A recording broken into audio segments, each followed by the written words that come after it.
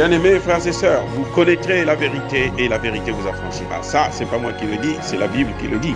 Mais moi, je vous dis mieux.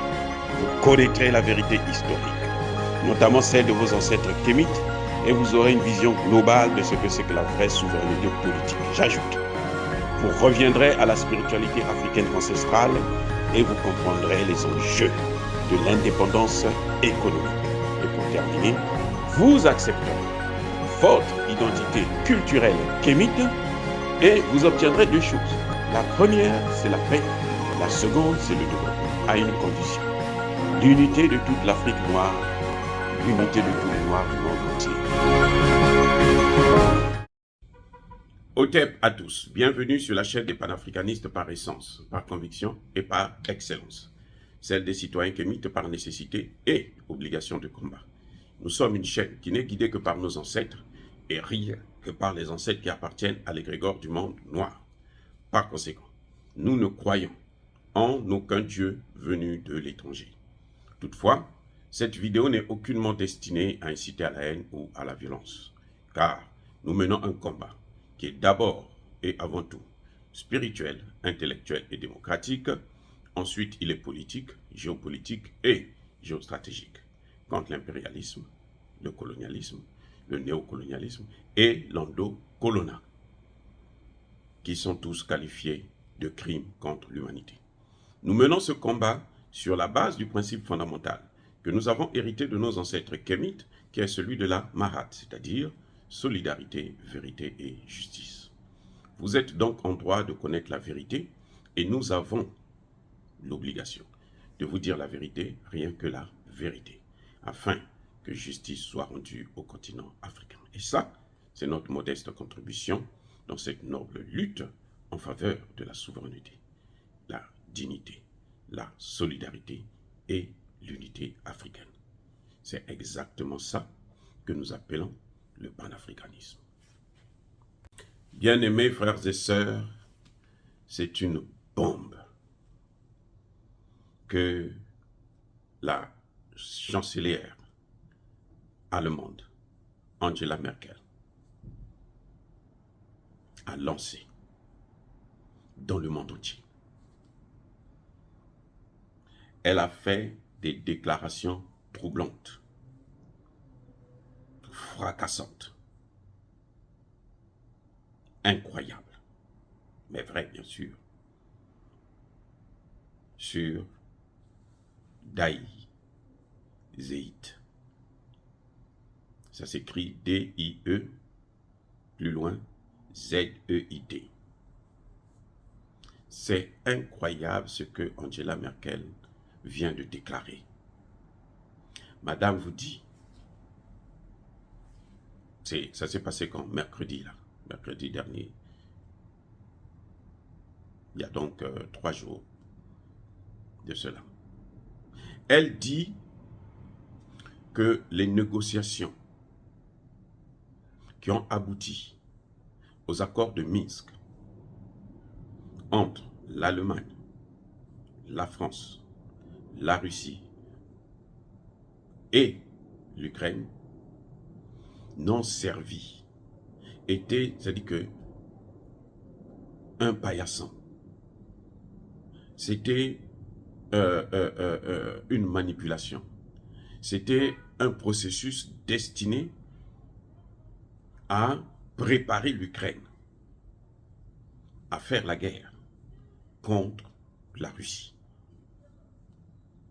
Eh oui, Madame a dit que les négociations là, il n'y avait rien du tout de bon. Nous savons, nous sommes allés à ces négociations parce qu'il fallait manipuler la communauté internationale, leur faire croire que nous sommes contre la guerre, contre les massacres des Russes et des russophones dans la région du Donbass.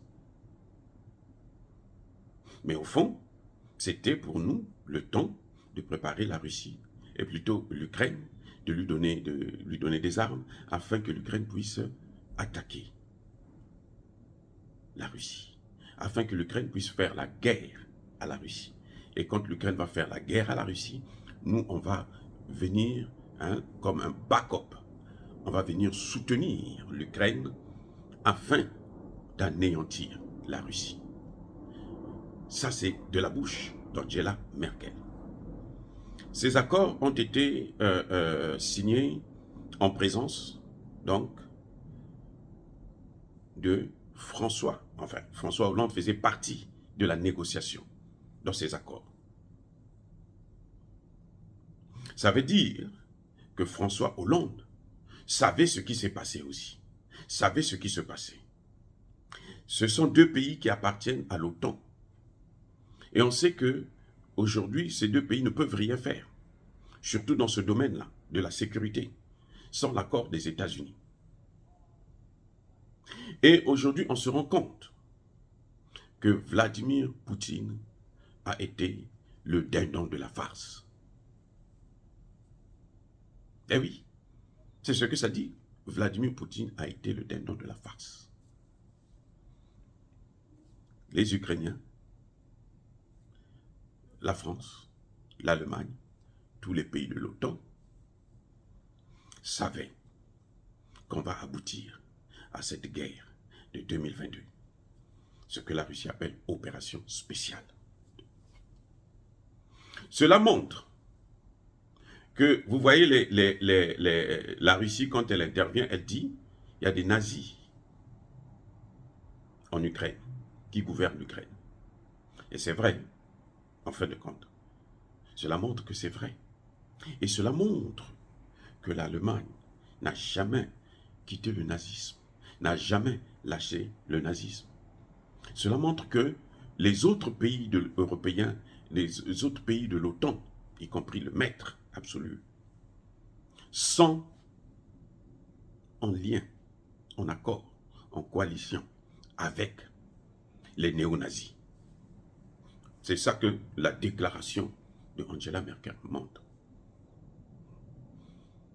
Angela Merkel l'a dit elle-même, elle a parlé. Et ça veut dire quoi?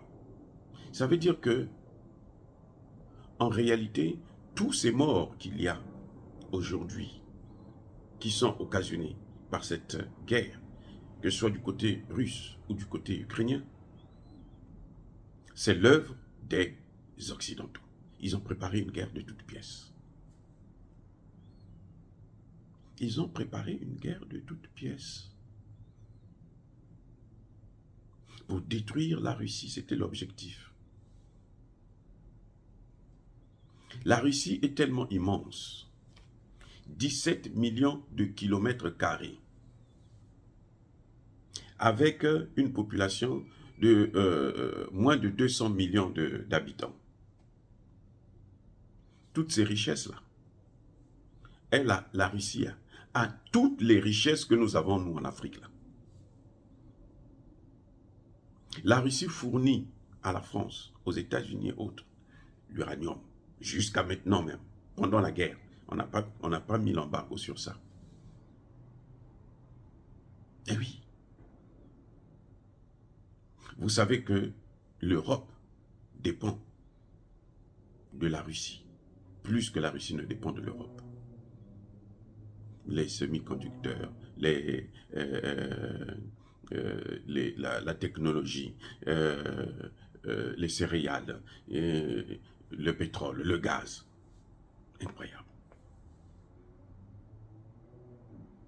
C'était une opération, une manipulation qu'ils ont faite eux-mêmes pour nous avoir.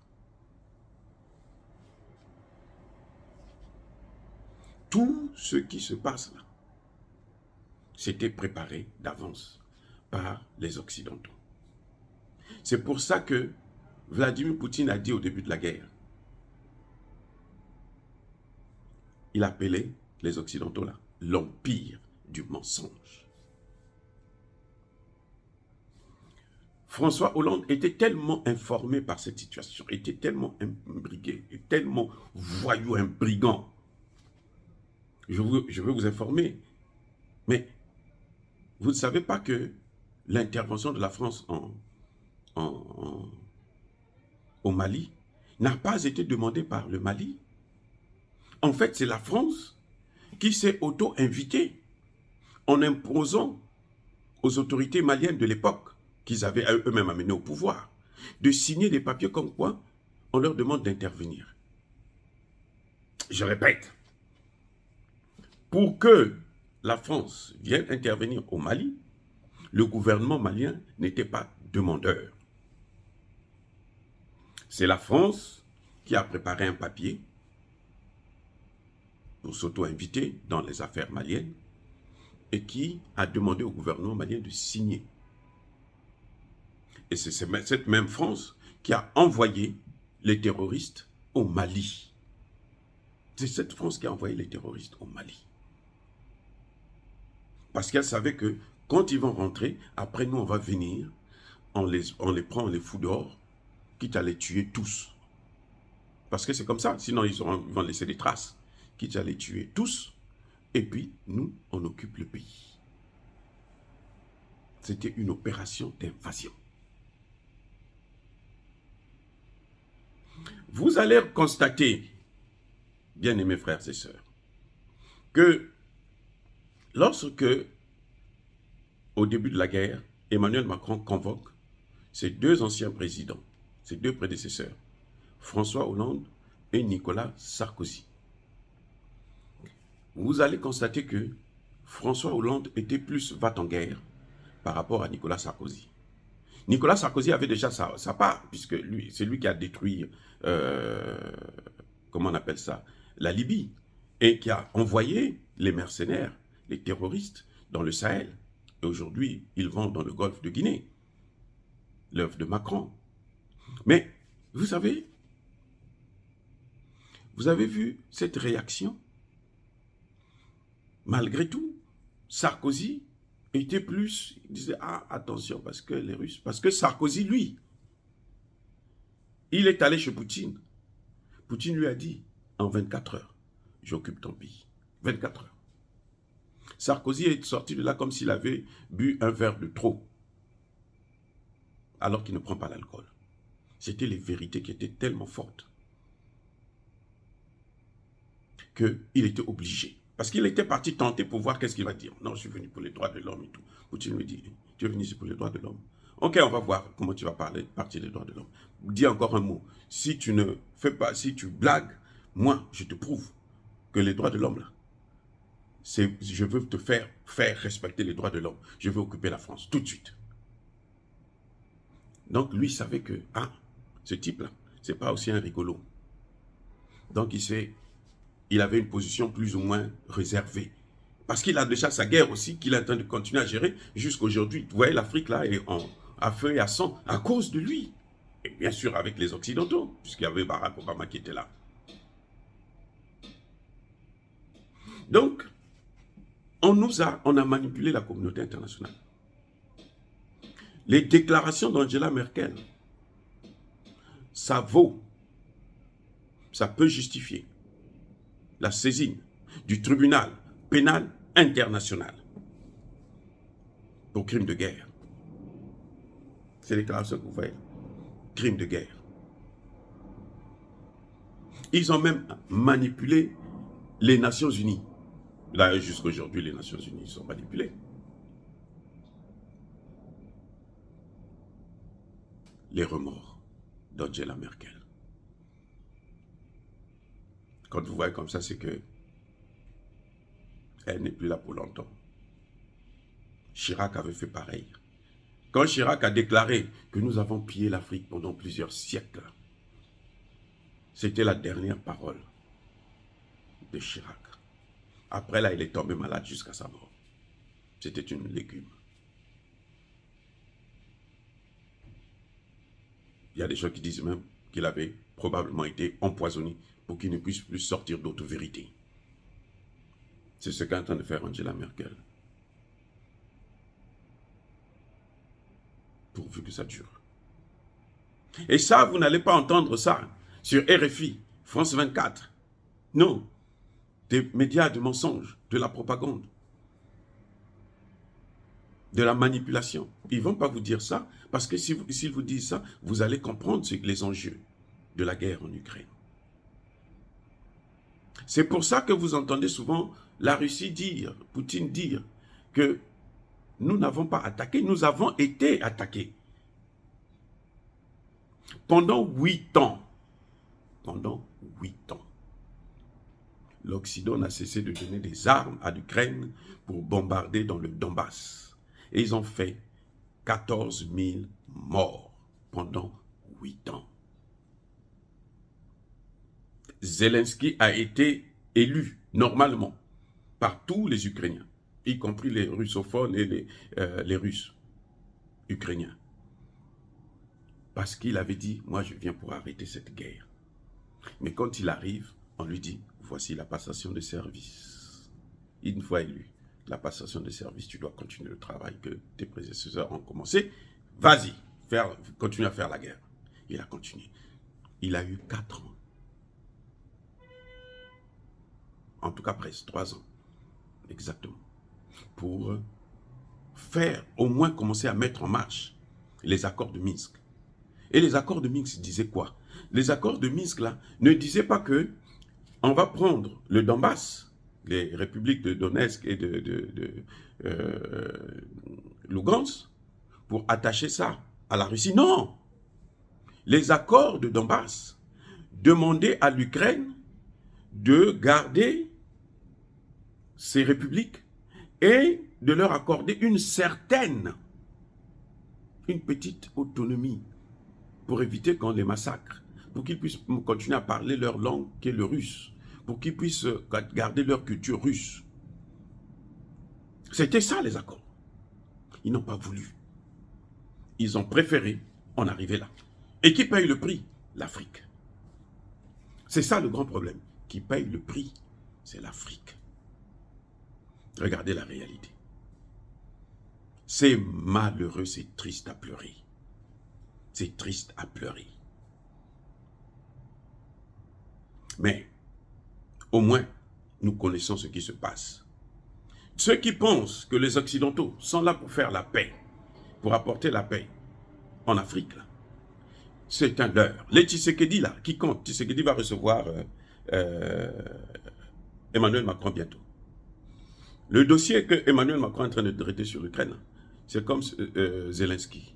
C'est-à-dire que quand il arrive, on lui présente passation de service, monsieur, la continuité de l'État, tu dois continuer. C'est pour ça que vous voyez que Macron est comme ça, il est en train de s'affoler. Tshisekedi va le recevoir là, au Congo démocratique.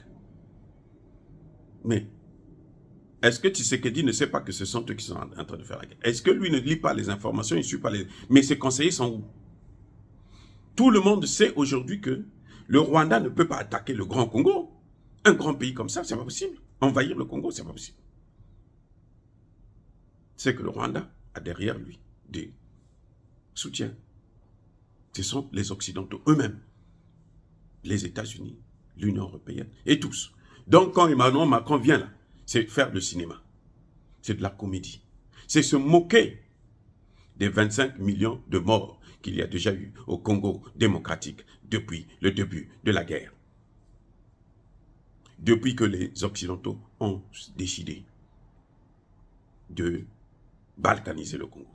Il y a déjà eu plus de 25 millions de morts.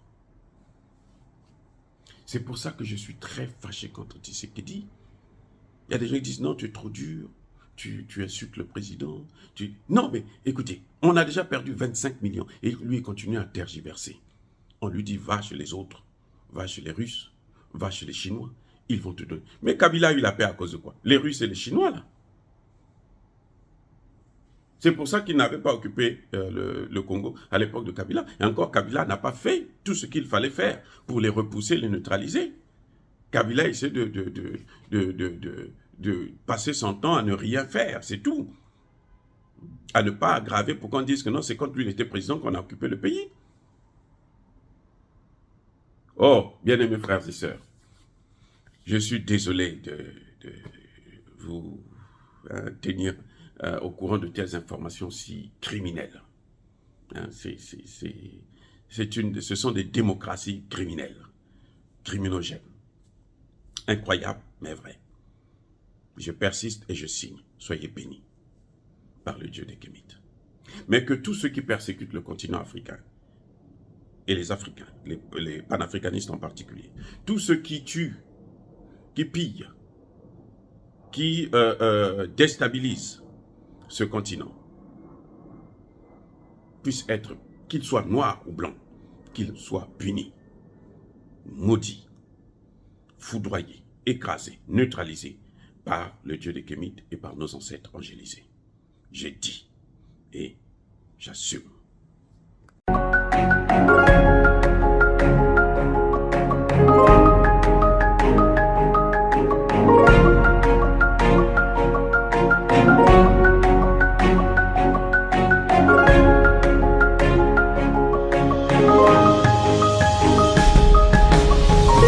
Eux, ils marchent par la foi et non par la vue.